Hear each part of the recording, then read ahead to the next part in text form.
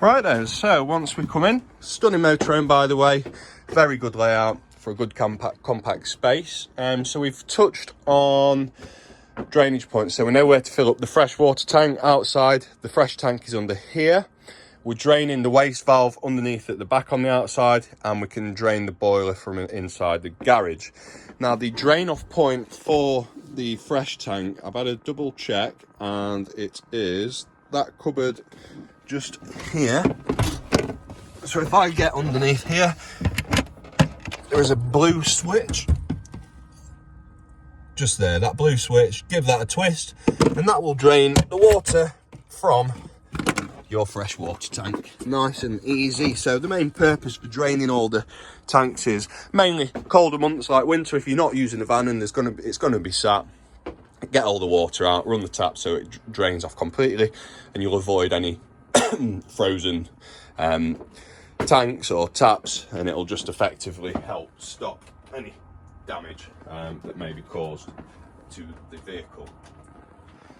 In terms of gas hob, you will need a lighter for the ignition on this. You can hear it coming through, but Charlie again, he'll show that to you tomorrow. In terms of your control panel up here, so to turn the power on and off completely, push and hold this button, regulated by that power button there. But if you do press either of these, the first one here is to check your water levels. So your fresh tank is a third full, and then again you come over to this side, it's also displaying your fresh tank. You can press it again and it's just going to show the waste tanks. It does actually look like this is your freshwater tank, and then you've got your wastewater tank split over to two tanks just for weight dispersal. So you can see that one half is empty, the other one's a third full, so there's just a tiny bit in the waste, probably from where we've just been testing water coming through the system. Your water pump, so you need that to be on to run water from the taps. That's your habitation door light, and this is a isolation switch for all the lights, so when I press that, all the lights will go out and then back on. They have all got their own individual switches. Fridge, it's a three-way fridge, so we're plugged in, so we're using electric hookup, which is defined by that plug. For gas, flick it over to this. That's your igniter. You push that knob in, and then on this display here, the orange line will go up into green. Again, Charlie will show you guys that tomorrow. To turn it off, it's onto the circle, and then there is a vehicle battery option. That will only ever maintain the temperature of a fridge. It won't get it cold because there's not enough power. So the premise of that is, if you're going to be traveling a long distance and want to keep perishables cold, get it cold on gas or electric first, and when the ignition's on, flick it down to vehicle battery, and that'll maintain the temperature. All being well, if you're traveling 2 to 3 hours, if you're getting the fridge cold anyway, it will keep cold anyway on its own premise.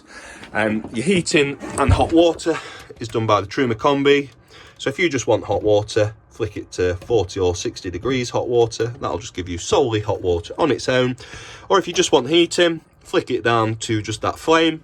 This is the thermostat, so 5 is about 30 degrees down to 1, which is about 5 to 6 degrees. Or if you want heating and hot water at the same time, it's this bottom switch just here, like so. That'll give us heating and hot water throughout the motorhome. I mean, we've not had it on for long, but that is running really hot. It does get hot quick on the gas system. Not sure if you can see on the video, but there are flames coming off that, steam coming off that. So lovely jubbly. But yeah, that's it. So we've done the control panel. Obviously you have got a grill up top as well, more storage under the bed and in here. TV aerial's located in there as well, so you can get it up higher through that pole, and you can adjust the tilt and swivel just here. Got some infills in there, TV aerials there. There is a point, so if you wanted to get a TV mounted on there, you can do so. Obviously in the washroom, lovely space. You've got a good large separate shower up there. Again, you've got your sink and mixer tap. Again, we've got hot water coming through there, so everything's working as per it should be. So yeah, we'll look forward to seeing you guys tomorrow.